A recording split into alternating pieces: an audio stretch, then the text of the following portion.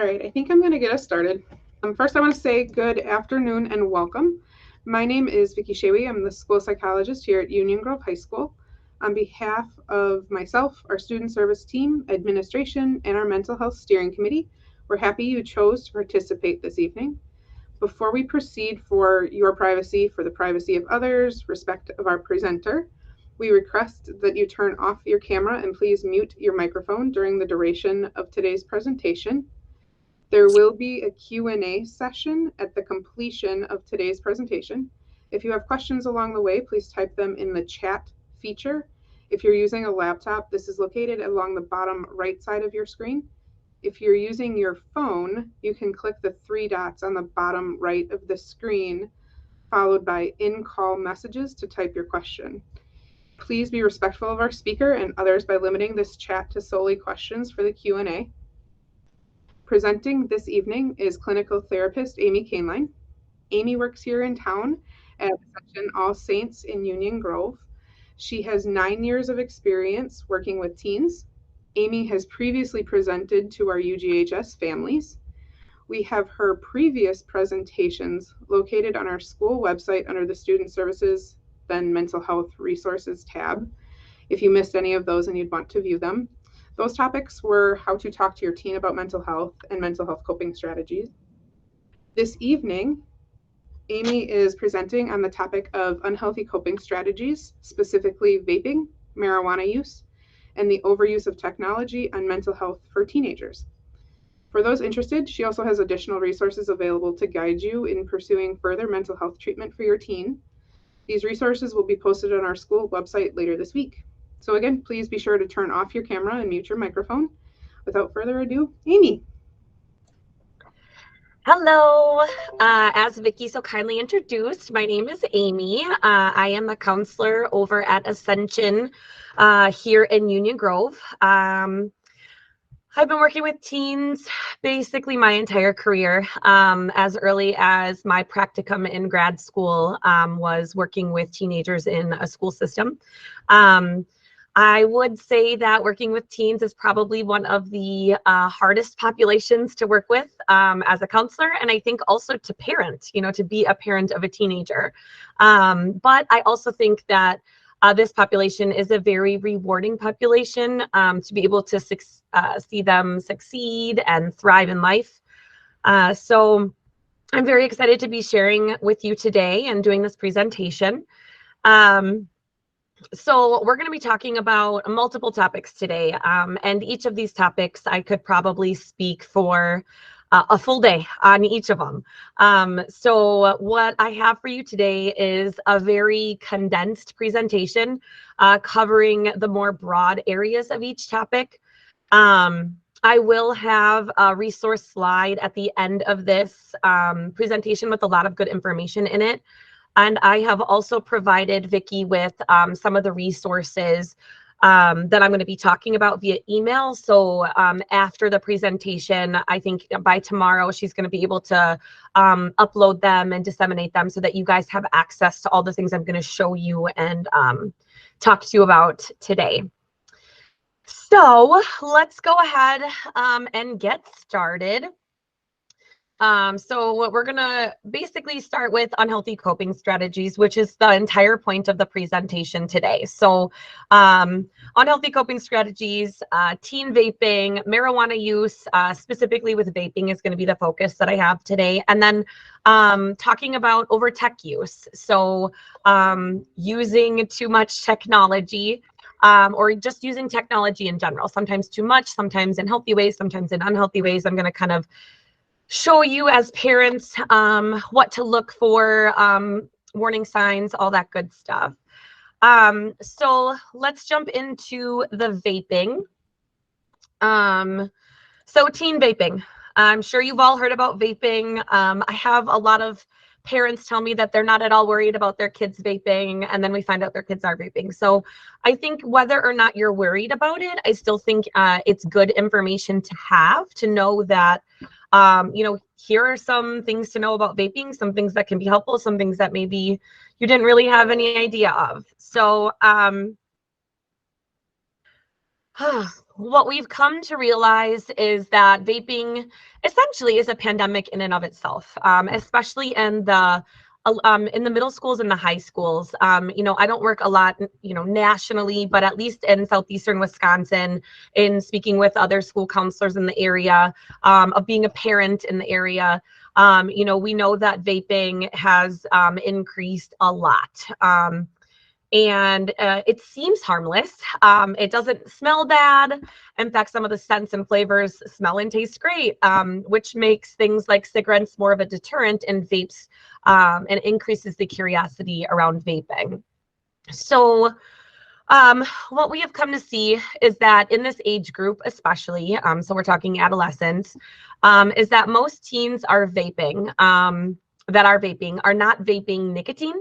But they're actually vaping marijuana cartridges, and which they call carts. We also have seen CBD cartridges as well, which I will touch on a bit more later in the presentation or later on this slide. So because vaping is so new, we don't actually know a ton about it. We are learning more every year as more studies are getting completed and published. But the reality is there's just not enough information out there on vaping to be able to understand its full effects. However, we do know there are more chemicals in vape juice than there are in most other options that kids have, or that anyone has. And most e-cigarettes, which are also called vapes, contain nicotine, even if they say that they don't. And nicotine is the addictive drug that exists in regular cigarettes, cigars, other tobacco products. So like I said, we don't have a ton of information, but here are some of the things that we have learned and that we do know about vaping. So the CDC did a study and found that 99% of e-cigarettes sold in the United States contained nicotine. Some vape product labels do not disclose that they contain nicotine, and some vape liquids marketed as containing 0% nicotine actually have been found to contain nicotine. Nicotine can harm the developing adolescent brain, and really the brain keeps developing until around the age of 25. So we're talking it's hitting our adolescence, but also into early adulthood. Using nicotine in adolescence can harm the parts of the brain that control attention, learning, mood, and impulse control. And each time a new memory is created or a new skill is learned, stronger connections, so the connections in the brain are called synapses. So stronger connections or synapses are built between brain cells. So young people's brains build synapses faster than adult people's brains, and nicotine changes the way that these synapses are formed. So even vaping a couple of times starts to change these synapses in our brain. And so then part of that then leads into using nicotine in adolescence may also increase the risk for future addiction to other drugs because of the way the synapses in our brains are changing, or at least the teens' brains are changing just by vaping nicotine. So as I said, there is more research that needs to be done on the effects of vaping, both long and short term, but know that it impacts teens more than adults due to the teens' developing brain. So each child may be impacted differently due to the different stages of development their brain is going through. And again, we don't quite know the full impact of what that could look like, but a few examples that are currently being researched in regards to vaping are vaping leading to an increase in anxiety, depression, ADHD, difficulties with emotional regulation, and then an increase in addiction. So those are all studies that are currently being conducted, research that's being done. There's short-term studies, long-term studies. I could get into kind of the logistics of it all, but essentially vaping hasn't been around long enough for us to have, 20 years of information to know exactly what's going on, but they are conducting studies so that in 20 years, since the very beginning, they are going to have that information available. So that's kind of the story on vaping nicotine. So let's head over to marijuana use, because as I stated earlier, what we're noticing with vaping is that actually a lot of teens are vaping THC cartridges or marijuana cartridges instead of nicotine or with nicotine. So let's kind of jump into this area. So really the first question that I get asked a lot is, how do kids get started with vaping? Like, where does it start? And typically the answer to that question is classic peer pressure. There is a lot of vape use in schools and in school bathrooms and just in bathrooms in general. So kids are exposed to it a lot more than I think we as parents realize. And I think also, kids don't understand, I guess, and sometimes parents don't understand why marijuana use is inherently problematic. So what I also hear a lot is these kids are comparing it to other things that are legal. But a nice response to your kid, if you're talking to them about vaping, or even if I'm talking to them about vaping, is alcohol is legal. So that's okay. So let's talk about legalities. But does alcohol cause problems? Because the answer to that question is yes. While it is legal, it doesn't mean it's great for you. It doesn't mean it doesn't cause problems. And so whether marijuana is legal or not, which currently in the state of Wisconsin, it's not, just because it's legal or illegal doesn't mean it does or doesn't cause problems. And that's an important thing to kind of talk to your kids about. When I talk about this with the teens, the response that I usually get is, that's different. But the reality is it's not that different. But what is different is how we see it. So with alcohol, the problematic effects are much more immediate. So if someone is drunk, you're going to see that immediately, and that can cause a lot of different erratic behavior that can impact your driving. It can impact moods. All the first time you've ever drank, all those things can happen. And you don't necessarily see that with chronic marijuana users until they become a chronic marijuana user. So typically the first time that you're using your vaping marijuana or your teens vaping marijuana, you're not going to necessarily notice that that's happening. It's typically not something that you're going to see till after a long period of time of this happening, that you're going to start to notice some things going on. And I think that that's what makes it hard. So marijuana affects your coordination and reaction time. It raises your risk of injury or death from car crashes and other accidents. And using marijuana can cause memory problems, mood changes, and long-term use, especially in adolescence as your brain is developing, can actually lower your intelligence or the teen's intelligence.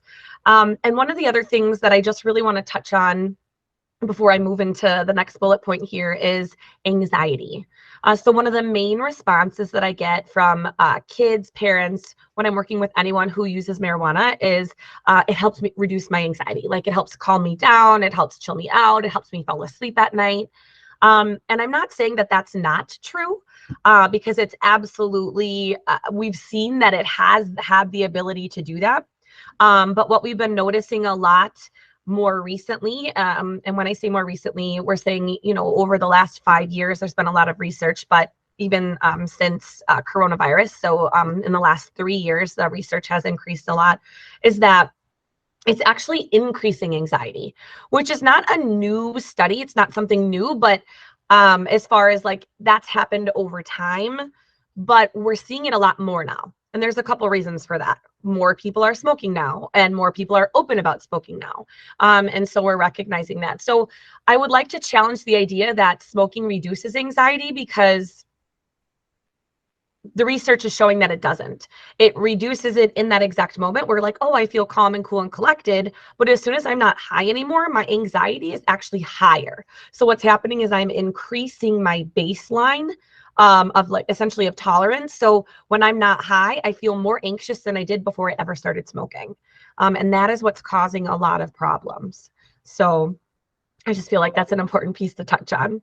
Another thing to think about and question and talk to your kids about is this next bullet point is, what activities are we engaging in order to get our carts or in order to get weed?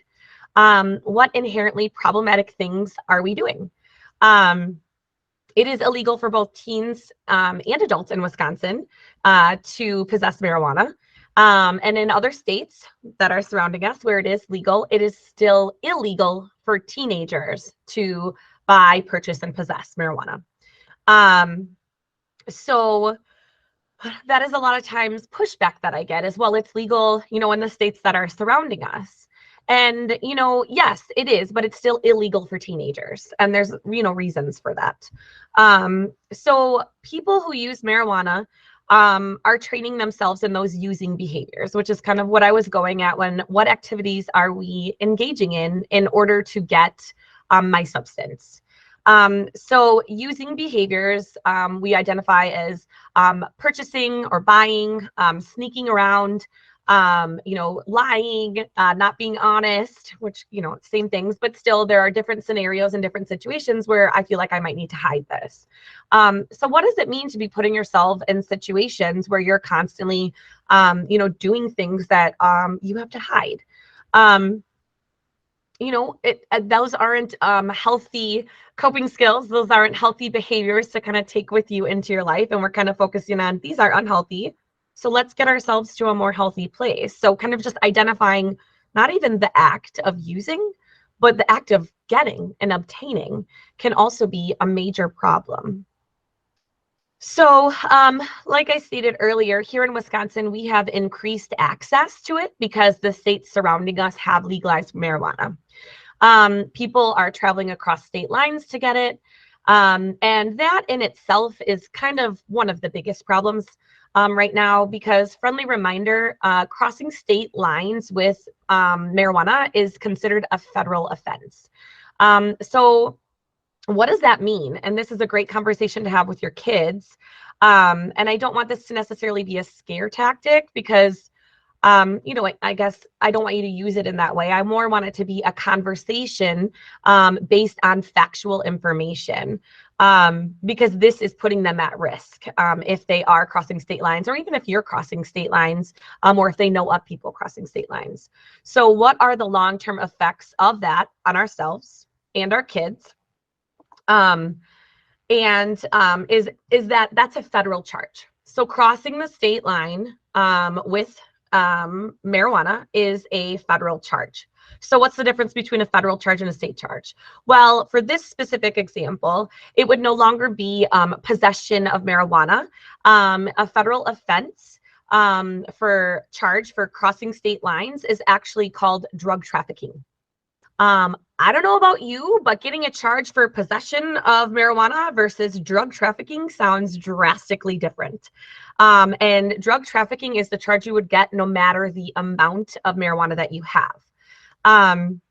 Now, depending on the amount of drugs involved, it's going to change the sentence that you are to receive. But because it is a federal offense, the average for a minimal amount of weed, so that is anything under maybe not a minimal amount, anything under 2,000 pounds, which is 100 kilos, is the average of 5 years in prison. That giant number that I just gave you, the penalty for drug trafficking is 10 years to life based on all the other circumstances that are in there. So that's a huge difference. But really, drug trafficking charges are going to put you, there's a very good chance it's going to put you in prison. Is there a chance that it might just be a ticket? There's a possibility of that. But that being said, just because your child's a teenager doesn't mean they're getting tried as a teenager. So that's also kind of that second main difference of federal court versus state court. Federal courts are all adult courts. So regardless of their age, if they are getting tried in a federal court, they will be charged as an adult, and they would go to a federal prison, not a state prison. And I feel like that is a huge misconception that a lot of people have, and that is a possibility. So kind of the question is, are you willing to risk this? Because that seems really big for something really minimal. And then this last bullet point I have on this slide here is just kind of pointing out CBD Delta 8. I get a lot of questions about these because they are legal in Wisconsin. So they must be okay. And then in the same category as it must be okay to then vape them. And really the reality is that's not the case. Almost worse than marijuana and nicotine, in the respect that the only reason that these are legal right now is because the law has not quite caught up with, or science has not quite caught up with the law, and vice versa. We're kind of in this, again, learning situation where these are derivatives, and we don't know a lot about the long-term effects of chemically enhancing something and chemically changing something. So this is all newer, again, science. So there's just not enough research done to be able to be like, hey, this is what we know about this and this is why it's bad. But if we are going to use something for the first time, or for really at all, especially a chemically enhanced substance, we don't then want to vape it. Vaping is not the route to go based on all the different effects that we are learning it has on your body. So that being said, that was a lot of information. I'm going to jump into kind of the next slide, which is warning signs. And so these are warning signs of, kind of learning, what do I look for? Maybe my kid's doing this, maybe they're not. Maybe I think my kid's great and I don't suspect this, but then all of a sudden I see a new pen in the house and they seem a little bit possessive of this pen. What does that mean? So these are just some different warning signs that are kind of the most common things to look out for. But these are the main areas of focus. So a faint scent of flavoring in your house that you can't locate or identify. So you haven't lit a candle recently. You don't have one of those nice Glade plugins that go into the wall, or the wallflowers from Bath and Body Works, and you're smelling cherry flavor in your house or pumpkin spice. And you're like, I don't mind the smell of it, but where is it coming from? That's a warning sign. There is a chance that there is some sort of vape pen or contraption or device in your home. Another thing to look out for is an increase in your teen's thirst level. So what does that mean? That means maybe your kids just kind of going about their normal activities and you're noticing they're drinking 5 Gatorades a day instead of 2. Maybe it means they've had, 6 bottles full of water and they're not exhausting any energy. They're not in any extra sports or doing any more physical activity. They're just drinking a lot more water and they're not sick. And so when I say thirst level, it doesn't mean water. It could mean anything, soda, like I said, Gatorade, water, juice. They're feeling thirsty more often. That might be a warning sign that there's some vaping happening. A rise in the number and frequency of nosebleeds that your teen experiences. So, it's not dry season, so there's typically not nosebleeds happening. Why is my kid having more nosebleeds? Or even if it is dry season and I know that they normally get nosebleeds, but they're having a little bit more than normal, there's a chance that they're vaping.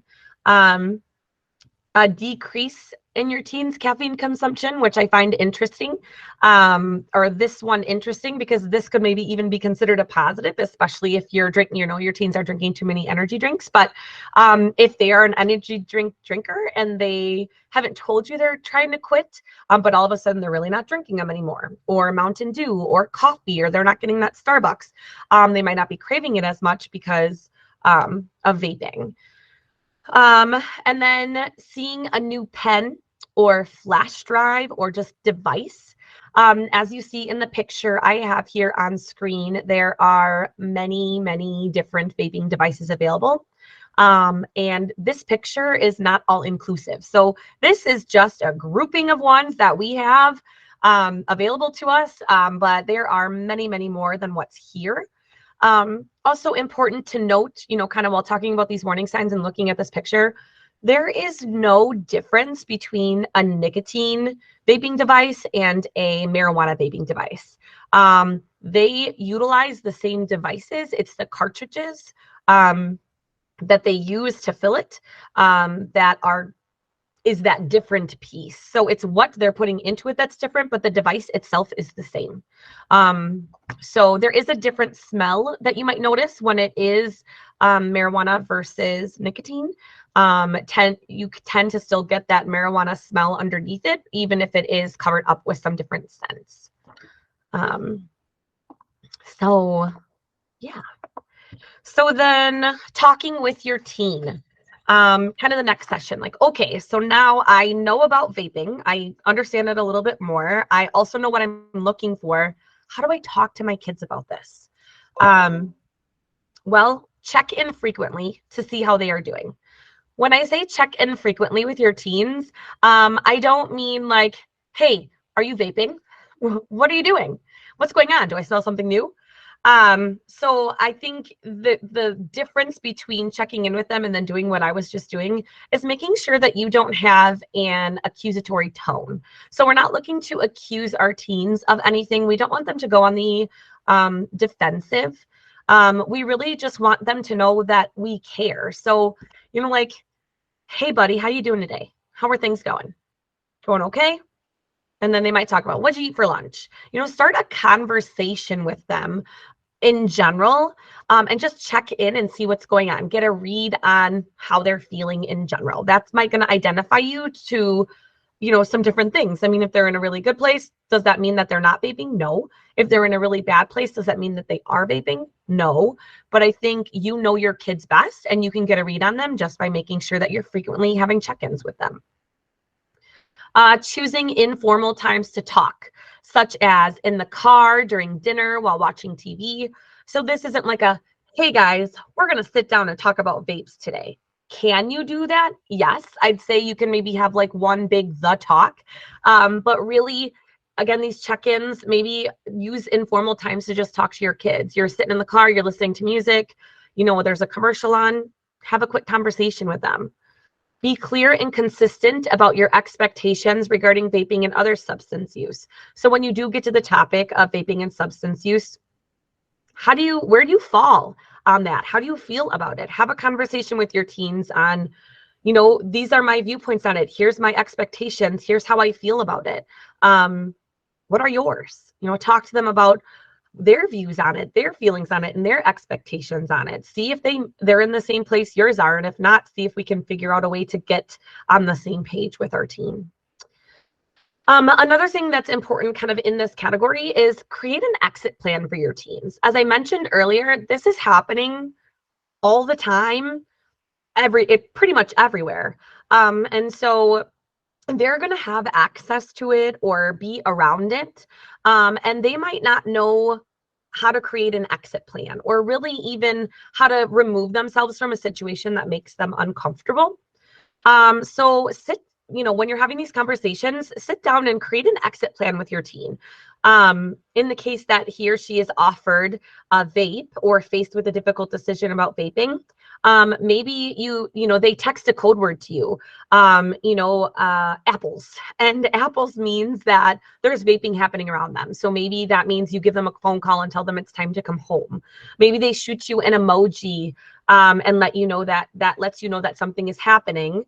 And you trust your kid, but they're just alerting you to the fact that this is going on around me. I'm not doing it, but this is happening. So if you smell something, I wanted you to know that this is a situation that I'm currently in. Peer pressure can be powerful. So coming up with realistic action steps for your teens and practicing them together in a safe environment will prepare and empower them to be able to use those when they are in those situations when it matters.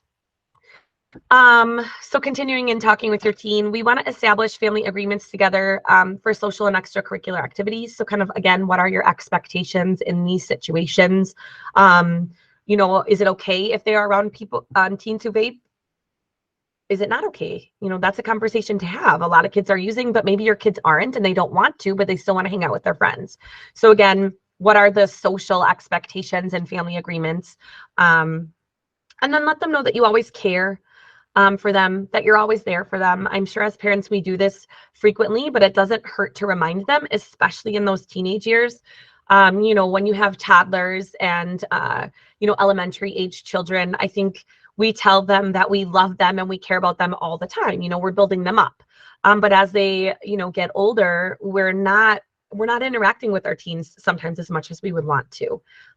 They don't want to interact with us as much as we would want them to. And that's important because that's an important part of human development, that they're kind of learning and creating their independence. But because we don't have as much interaction with them, part of it is we don't have as many opportunities to let them know how much we care. So maybe make more of an effort of letting them know that, like, hey, I'm here, I care about you, my door's always open, even if it's a topic that you think I'm going to get mad at, like, I won't. If you want to talk, just let me know when we can talk. And kind of that flows into this last one of continue talking with them as they get older. Just because they turn an adult, at 18, and they're still in high school or even graduating and going off to college, doesn't mean that you stop talking to them. Your role does change in the parenting world when your child becomes an adult, but that doesn't mean that you, stop talking to them. So, figure out, maybe you send a weekly text message with them as they get older, or, you have your check-in every 2 weeks, whatever that ends up looking like for your family. Just don't forget, talking to your teens is always important. Talking to your children is always important, no matter what age they are. All right, so that's kind of the end of the vaping, marijuana use, kind of drug section of this. Now we're going to spend the rest of the time that we have together really focused on over tech use. And so one thing I did want to point out and touch on is these tips for teens here. So tips for teens marijuana and tips for teens e-cigarettes is actually a 2-page document, which I did send each of these to Vicki, and she's going to make sure that you guys have access to them. You can print them out, give them to your teens, talk about them. It's got a lot of really good information on them. Like I said, this is just one of the 2 pages of them. So I want you guys to know that this exists for you as a resource, and you can utilize that. I also provided her with another resource on teen vaping. It's like a trifold brochure that has a ton of really good information on it as well. So she will have that available for you if you were looking for more information on this. Like I said, these topics are pretty involved. So I'm trying to give as much pertinent information that I can, and then know that there's still so much more information to be had. And I'm going to provide some resources so you can have those. All right, so moving into over tech use. So we're going to cover the topics of why are teens so at risk for this, positive benefits to social media use, and then what can parents do. So let's jump in here. I also wanted to let you guys know that the majority of this information in this section comes from a wonderful website called #SafeSocial. I call it # because that's how old I am. Yes, I know. But in today's day and age, it is #SafeSocial. You can literally just type that into Google. I also have it in the reference list, and I'm also going to show you the website today and go into it with you. But this website is literally all inclusive. It has the most information I have ever seen out there when it comes to social media. If you have any questions about social use in your teens, this would be the resource to go to. So that's what we're going to talk a lot about today, and I'm going to use a lot of today. So why are teens so at risk? Well, social media is a risky behavior, and we don't always think of it like that, but I'm probably going to rock your world a little bit right now. So social media is as risky a behavior as sex, drugs, and alcohol. Definition: a risky behavior is understood in social sciences as a behavior that exposes you to potential harm, mental, physical, or emotional.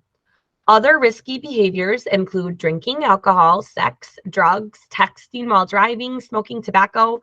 These all fall into the same category.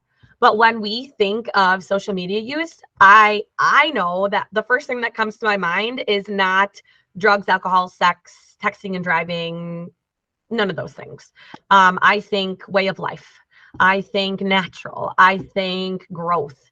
And while I know that there's harm, even doing this research, I was surprised at kind of how, now that I've done it, I'm like, oh my gosh, it makes so much sense. But not knowing that as a counselor myself, and just a human and a mom, So we're going to go into that a lot today. So let's keep going. Some of the reasons why it's so risky is teens are comparing themselves to others at an elevated rate. They are feeling more anxious, feeling more depressed, feeling lonelier, feeling more envious and jealous, feeling stressed or frustrated, feeling overwhelmed, finding it difficult to focus, all because of social media. There's an increase in addiction, seeing traumatic or violent imagery, harassment, cyberbullying, phishing scams, internet predators, catfishing. This is not an all-inclusive list, but this is a grouping of why social media is risky. So I'm going to go through 2 studies with you guys really quick. The first one was done by the University of North Carolina at Chapel Hill. And basically kind of the tagline it has here is, this study, which is published in JAMA Pediatrics, reveals that adolescents' brains may become more sensitive when anticipating social rewards and punishments over time with increased social media usage. So adolescents' habitual checking of social media is linked with subsequent changes in how their brains respond to the world around them.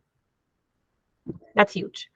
So the findings suggest that children who grow up checking social media are more often becoming hypersensitive to feedback from their peers. That's just one specific area. But while this increased sensitivity to social feedback may promote future compulsive social media use, there is a benefit in that it could also reflect a positive adaptive behavior that will allow these teens to navigate in an increasingly digital world.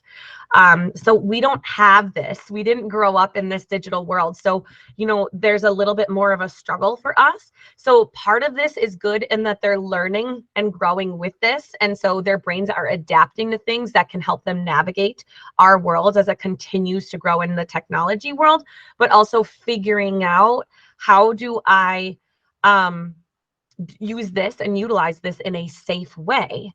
So the study findings suggest that checking social media repeatedly among young teens may be associated with changes in how their brains develop over time. The brains of adolescents who checked social media often, and often here is more than 15 times per day, became more sensitive to social feedback. So that is just kind of a snippet of this article, which I do have listed in the resources, but I just thought, wow, how interesting. And then there was another one done by the American Psychological Association that states very, very similar things. But during a time of isolation, all these platforms provided crucial opportunities for interactions, but they've also been increasingly linked to mental health problems. As I stated earlier, anxiety, depression, body image concerns. So again, we kind of go into this social rewards. So changes in the brain happen around the age of between 10 and 12. So it's a stage of human development that children go to even before social media existed, that their brains make social rewards. So compliments on a new hairstyle, laughter from a classmate, make things start to feel more satisfying. It releases happy hormones in our brain, so oxytocin and dopamine. And this is a very normal thing. But now with social media, these things are happening so much more frequently and at such a higher rate that it is causing children to almost need these social rewards and are having a really hard time functioning without it. So instead of it being natural, it's being like bombarded on us. So we're getting too much of it and it's overwhelming. So again, there's a lot more in this article. I think it's really interesting. There's also a 30-minute podcast attached to it. And so I'm going to give you guys that resource because I have to move on here. But that was just a couple of quick studies that I thought were really important to touch on. So where we're at here. So teens are at risk for their undeveloped brains, increased social comparison, not much safe social education, and fewer social supports. So let's talk about that a little bit more. The elevated social comparison. Teenagers are at a very natural and normal stage of life, like I just said, where peer-to-peer comparison increases in an effort to understand their identity, who they are as a person in this world. But now there's highlight reels, social media. It doesn't turn off, and it's quantified for everyone to see. So that's one of the things. The undeveloped brains, like we just talked about, not fully developed until around 25. So some teenagers experience the same rate of cognitive growth as toddlers. You know, we think that our brains slow down in growth, and they do for a period of time, but more research is coming out that in these teenage years, their brains are growing just as much as they did when they're toddlers. So imagine as toddlers, we maybe try to limit that screen time a little bit more, but now it's never ending. And it's not always a bad thing, but in school, we're using Chromebooks. So we are literally always in front of media, whether it's social media or not, there is access to it. Again, not much education about being safe social, which is where kind of this website comes in, that there's little education for youth, really, and adults about safe social media use, potential risks, and strategies for successes. And that's all because this is a lot newer. And I think the pandemic really shot us very far forward when it comes to the use of technology in our world and in our lives. I mean, for example, we didn't do virtual counseling sessions before COVID. It did not exist. I came into the office 5 days a week and did all of my sessions in person. Now I work hybrid because there are more people that want virtual sessions than want in-person sessions. And all of that is because of the pandemic and the isolation that we experienced. And then now kind of navigating what that looks like. So we've had to kind of really jump on, how do we do this safely now that it's everywhere and it's not really going away? And then fewer social supports. And we don't mean this in a bad way, but parents, educators, police officers, other traditional forms of social support did not grow up with social media like our teens are growing up with today. You know, Facebook, it got created when I was in college, and that was kind of the first major thing going on there. So I didn't have to deal with any of these things in, you know, going through school. And so, as a lot of you parents haven't either. And so because you didn't grow up with this, you don't exactly know what our children are going through, because you were conditioned differently than they are conditioned. And so essentially we're going to go into talking to social media use as a language. And so we just don't fully understand that language. So positives to social media. I'm going to kind of click over to that slide. There are good things about social media, as you can see here: communicating with others, getting the news, class participation, job search, connection, community, learning, empowerment, humor, inspiration, motivation, entertainment. There are still so many good things that come from social media. Again, we just got to focus on how do we make sure that our kids are doing this in a safe way. And before we're able to jump into how our kids are doing it in a safe way, we have to jump into, are we doing it in a safe way as parents, as teachers, as supports for these kiddos? So then kind of that poses the question, if abstinence is less of an option, because right now we can't fully remove ourselves from media and social media. We don't really live in a world anymore where we can kind of go off the grid, especially with kids in school.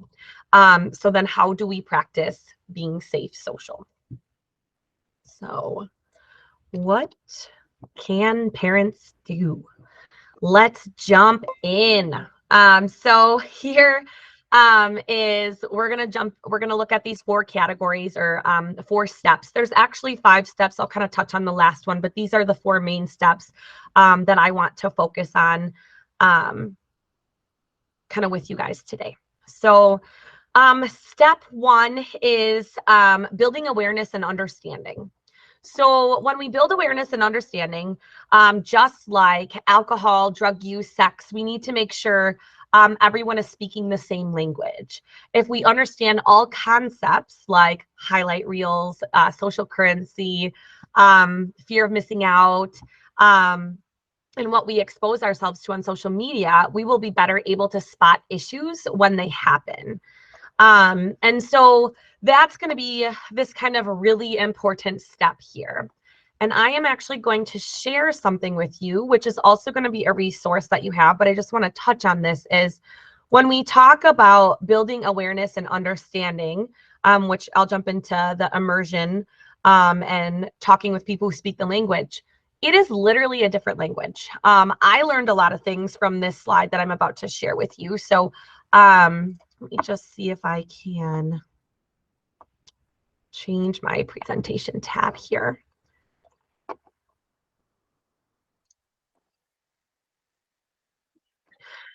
So this is a glossary of Safe Social from the website. So terms and acronyms that children are using on social media, Snapchat, TikTok, texting, any platform that they're using, that we as parents, or me specifically, I did not know half of these. But there are some really interesting ones. So I just wanted to touch on or let you guys see this, but let me scroll down a little bit. There is like I said, Vicki has this document, which she's going to allow you guys to have, but parents over shoulder, so POS. In my day, POS was piece of shit. So this has changed. Parents over shoulder, or PIR, parent in room, or PAW, parent watching, P911, parent alert. So basically, they're alerting someone to stop talking about something by texting something that you and I might not know. That's what this actually means. And so learning the language that our children and teens are using is going to be incredibly important into understanding what they're talking about, what's going on, how it's going on, and also alerting them that, hey, they might not know some of these acronyms, but they might have seen them somewhere. And so letting them know what it means to also be safe. So like I said, you guys will have access to this tomorrow, but it's a great document. So I'll leave it up here for a second so you guys can kind of see some of these. This one, IWSN, KPC, Keeping Parents Clueless. Just a little bit mind blown in the things I even learned putting together this presentation today. Okay, so we're going to go back over to the PowerPoint. And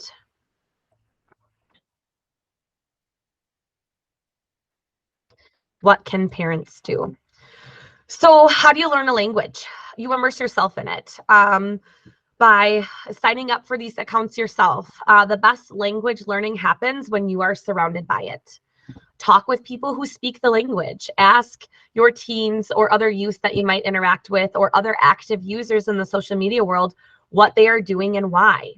Listen actively and non-judgmentally. Ask them to show you a thing or two. Let them teach you. There are also things like formal classes. So there are different universities and colleges that offer, for example, Seneca College offers Social Media Strategies 101. You can sign up and take a class. Or there's a class called Introduction to Social Media or Social Media Fundamentals for Beginners. Or Media Smarts has the Parent Network Social Media and Your Kids Workshop. So you can find these workshops and they're popping up a lot more, but that might also be something you want to look into to kind of learn this new language and build awareness and understanding. And then there's things like informal learning, which is just kind of doing research on your own, scrolling through this website that we're going to kind of do together here and that I hope you do after this presentation today. You can always Google social media for parents or social media for beginners. Psychology Today has some really good articles on it. So that's important. Step 2 is moderate your consumption. So if you are wanting your children to moderate their consumption as a parent, model that for them. Show them that you can moderate your consumption. So ask yourself the important questions. Many of us know how to enjoy things safely, but have we ever had to have this conversation about social media? It is important that you audit your social media diet, be intentional, and make sure what you are taking in is good for you. Start by asking yourself some reflective questions and imagine how you might answer if it were drugs or alcohol you were discussing. So here are some reflection questions. Am I consuming social media because I want it or because I need it? Do I dislike social media but do it anyway because that's normal? Do I use social media because I genuinely enjoy it? Do I make sure that what I am consuming is genuinely positive or adding value to my life? Have I ever been peer pressured into it or peer pressured others into using it? Has anyone ever made me or have I ever made anyone else feel uncomfortable for choosing to abstain from having social media? Have I ever let social media consume my life or harm my relationships with others? Have I ever overdosed on social media and spent too much time there, did not remember what I did, just scrolled for hours at a time? Do I consume social media responsibly and safely? And on this website, just so you know, there is a quiz that it's called Am I Addicted to Social Media that you as parents can take. There's also one for teens to take as well that I think is really interesting. And so then that was like kind of part A. Part B is, so then if I'm recognizing that maybe it's a problem for me, how do I modify my social media usage? So once you've answered those deeper questions, you're ready to start taking those appropriate steps. What might bother someone else might not be a problem for you, and vice versa. So just because you're doing this and this is what's helpful for you doesn't mean it's going to exactly be helpful for your teen or even others around you. Everyone kind of consumes this in their own way, so they're going to have to figure out their own way of being safe, but you can use this website and these ideas as a platform to get started. So one of the strategies is making it mindful. So really focusing on auditing your social media diet, cleaning up your feeds, tracking and managing your time, mindful scrolling. So instead of speeding through your social media feed, choose a specific feed and go through each post on it, and then be done when you're done with that.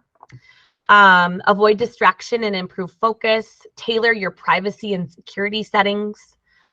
Set and prioritize offline time, which is also a topic we're going to get into a little bit further, as you can see on the slide.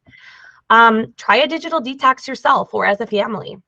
Develop offline hobbies, create goals, and then execute plans. And then turn to mental health experts. You can always ask us questions, and if we don't know, we'll find answers for you. Step 3 here says build offline skills. So this is going to kind of be that really key important place too, because I think a lot of kiddos these days, well, and I think adults too, they get bored. Our free time is now taken up by social media use. So if we're trying to change that and be safe when we're being social and really focus on how do I use this in an appropriate way that ends up being helpful and healthy for me, you have to figure out what you're going to do instead of using social media. So the scholarly research about social media and mental health is pretty inconsistent right now. Some found there were indeed issues, others found it improved different aspects. So the main thing that we're kind of focusing on here is, are people feeling envy? Are they comparing themselves? Because typically when those things come up, that is a bad situation. That typically doesn't tend to be a positive thing when we're doing that. So then this all means that it's less about the networks themselves and more about who you are offline when you go into using social media. So if you often look around and think, I wish I looked like that, or why can't I afford a vacation? Social media will amplify that. And not only will it amplify that for you, it's going to amplify that times 2 for your children because of their brain development, especially our teenagers and where they're at in that, which is why we're noticing an uptick in, all of these areas: body image, anxiety, depression, questioning themselves, wondering, having trouble identifying who they are. So the focus is those online soft skills. And so there are 7 different skills to build. So self-awareness and self-confidence. So that's 1 and 2. So what's important is know your baseline, your likes, your dislikes, your stressors, so that you can proactively manage them. That is self-awareness. I know these things bother me. I know these things don't. Here's kind of my normal, my neutral, my base. And then self-confidence, so you feel secure in your offline life and relationships and don't feel obligated to like a friend's post or post something yourself. You want to feel confident enough that you don't feel peer pressured into participating in things online or get jealous of other people's highlight reels. Stress management. So you are able to predict what will stress you out and manage it, as well as react in healthy ways when it occurs. Resilience. So that when you inevitably have those feelings of sadness or stress, you are able to bounce back and thrive. Time management. So that you understand how you are spending the only commodity you can't get back, and you can decide if you want to be budgeting it that way. Mindfulness. So you don't find yourself wasting time mindlessly scrolling on these apps, but rather are actively consuming valuable content. And then optimism. So you are better able to assess how good and bad things that happen to you or happen and relate to you. And each of these, again, on that website, Safe Social, each of these 7 offline soft skills to build has a exercise that you can do to help build this in yourself. So there's a self-awareness exercise, a self-confidence exercise, tips for managing stress, a stress drivers activity. So, I mean, that's just a quick example of all the options that they have that are available for you. And then kind of this last step, which feeds into all the other steps, which is modeling good behavior. It'll be hard to teach others about being safe in the social world if you yourself are not being safe in a social world. So it is possible that you've taught your teenagers the behaviors, but then you were doing the opposite. And so actions tend to speak louder than words. And so your children are hearing you say, be safe, do this, but then they're seeing you do the opposite. It makes it very conflicting for them, and they tend to follow with what you are doing, not necessarily with what you are saying. So a big part of it comes from you as the parent. Then there is this last step. I don't have it on the slide here. It can maybe be political, but kind of this last step, again, on the website, which says, hold responsible parties accountable. And so what this means, if you feel like you are interested in advocating for safe social media and increasing the safety around this, there are multiple different avenues that you can take to do that. And I will just, again, like I did before, show you the website so that you can kind of see what I'm talking about here, and I'll just scroll through it and navigate it that for you. And then we'll jump over into next steps. So we should wrap this up in about 15 minutes, and then we'll do a live Q&A. I already have a couple of questions, and then you can add any more to the chat. So just know that that'll be in about 15 minutes here. All right, so let me share this Safe Social website with you.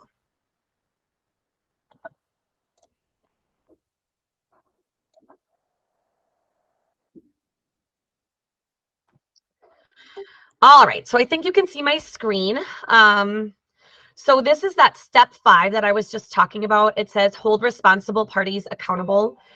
So governments can do more, social media companies can do more, educators can do more, and parents can do more. So these are the 4 different areas that you can advocate, and you can kind of click through and find more information on that. But this is the website. So this is what it looks like. This is called Safe Social, as you can see up here in the corner. Hashtag Safe Social. And then each of these sections, so practice safe social is where we just were. So these are kind of all the things that we just talked about, risks, and then the steps to help our teens and ourselves. They have speakers and workshops. And then this section right here is probably my favorite. It's called resources. So I'm going to click on that real quick so you guys can see. How to have the talk about safe social, so advice. This is the glossary of those terms that I showed you. And there's just a lot of really good information in here some assessments, activities, TED Talks, different videos, learning from others. And then if you, books, as you can see, and then if you go, you hover over this resources tab here, you can click on parents, educators. So if I'm specifically a parent and I want to, kind of figure out how to talk to my kids, what options I have, it scrolls through all the things that you can do as a parent. Educators, I work in the school. So here are all things that we can do at the school to help promote safety in social media. And then this is the home page. So Safe Social. So it's safesocialmedia.co. And again, this is in the resource tab. So a great, great resource for us here. All right, and now I am going to switch back to the PowerPoint and we'll finish up.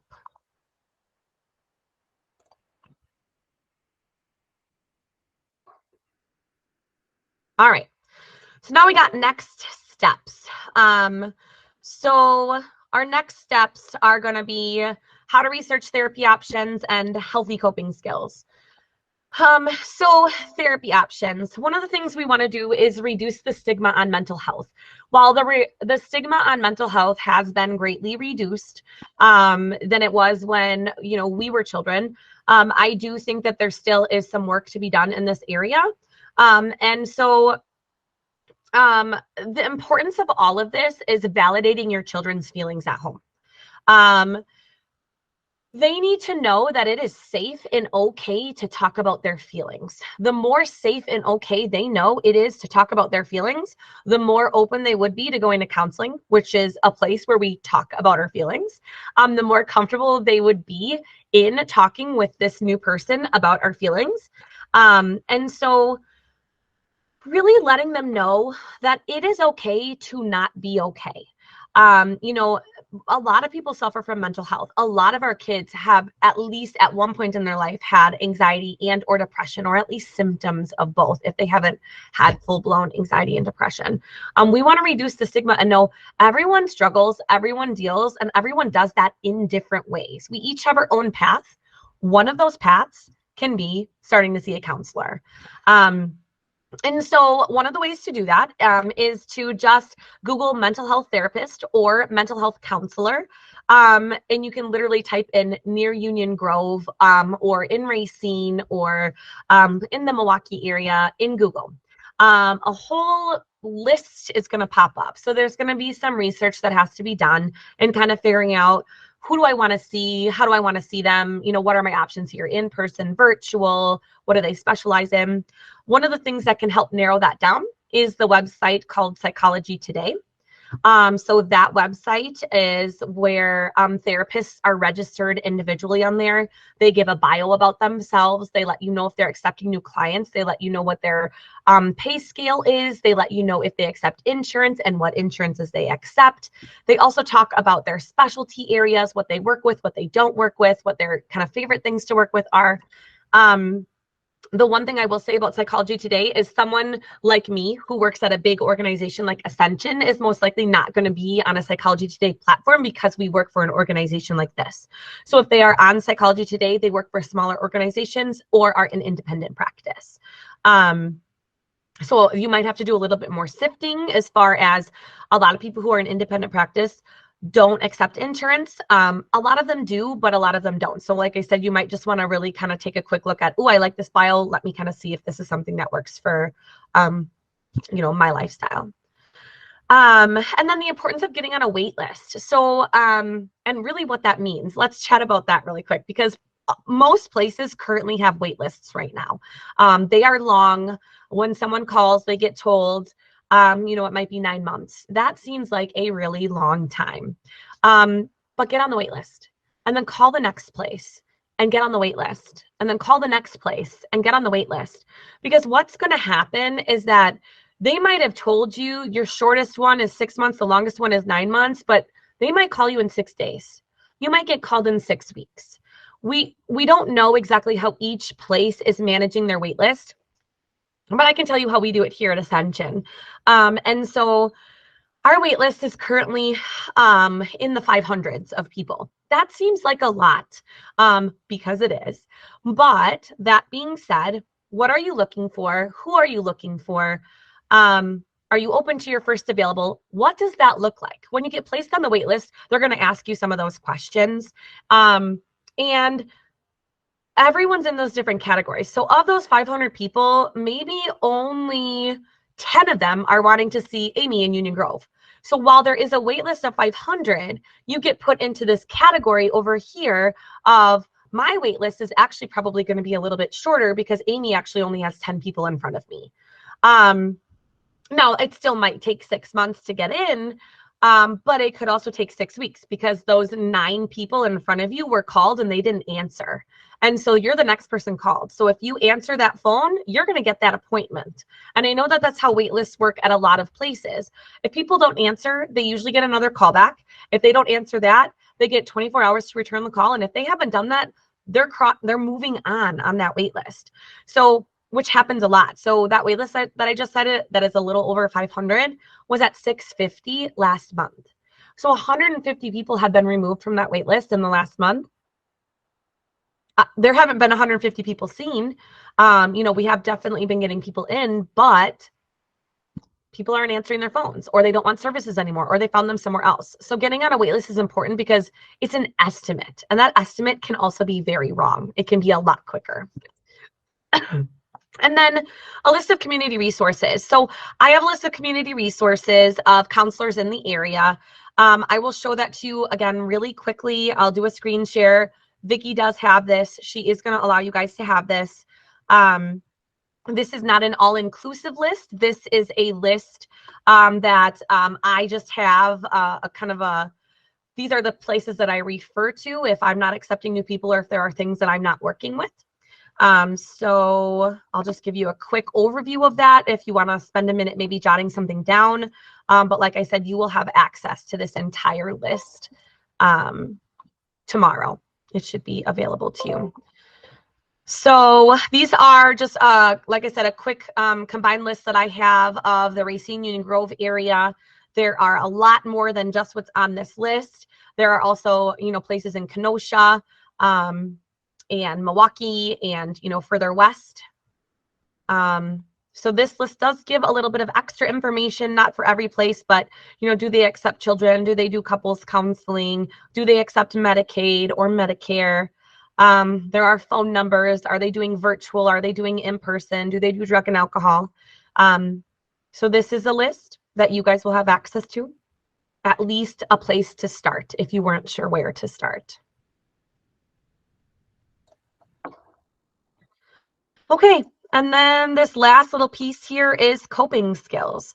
So I've done an entire presentation on coping skills, as Vicki stated earlier when she introduced me for Union Grove. So there is an entire presentation that you can go back and watch that also includes resources on coping skills to use for you, for your teens, and your family. So that is available to you, but I'm just going to touch on a couple here today. So healthy coping skills, these are kind of my favorites. I call them the tried and trues. So listening to music, most people already do this unconsciously. So a lot of people will just get in the car and go for a drive. And when they're going for a drive, the radio is on. And oh, it's calming for them. It makes them feel better. But that means it's a coping skill. So a coping skill is something that makes me feel better when I don't feel good. The importance of coping skills is using them when you don't need them. So for example, when I get in the car and drive home tonight and I turn on the radio, I'm going to think in my head or say out loud, this is something that makes me feel better. When I do that, that makes a connection happen inside my brain to where my brain is going to say, oh, hey, this is something that makes me feel better. The more that I do that, the more stronger that connection gets, so that when we're not feeling good and things aren't okay, we know, our brain goes, hey, wait, but we have a folder. We know what to do when we don't feel good. We have all of these things. So listen to music, blowing bubbles, one of my favorites, because some people have a really hard time going. and deep breathing. But if you blow bubbles, you have to do the same thing. You breathe in, you breathe out at a slow pace, enough to get bubbles. Watch those bubbles, be immersed in those bubbles, listen to them pop them yourselves, get smelly bubbles so it smells good. Taking a shower, going for a walk, shocking your system. So drinking ice cold water or sticking your hands in an ice bath to just kind of shut your brain off and say, hey, wait, stop. Jumping jacks or any kind of physical activity, coloring, drawing, painting, even just grabbing a bunch of markers or a crayon or a pen and just scribbling all over a piece of paper to get out that energy. Talking to a trusted person, journaling, writing, all of these things, any of these things, none of these things. There's so many coping skills out there. This is just, like I said, a quick list of things that tend to be the more tried and true ones for people that I work with. And here is a list of my resources. Again, so these are the handouts right here. This is the brochure that Vicki will give you guys access to. This is a teen slang dictionary, different from the resource that I'm going to give you guys, but it's just another one. This is information from the CDC on tobacco use that I used in the presentation. And then these are the two articles that I referenced when talking about the research that is being done on habitual checking of social media. Okay. Then in that case, Amy, thank you. We appreciate you. Yeah, you're welcome. Can you stay on for a sec after? Yep, sure can. Like Amy mentioned, I'm going to make a point to have these resources posted for us some point later this week. So any of the information she shared, those documents that she referred to, you can find them on our school website. It's going to be under student services and then under mental health resources, which is where her past presentations also were. Thank you, everybody. We appreciate you. Bye. Bye, everyone. Thanks for coming. Yep, thank you.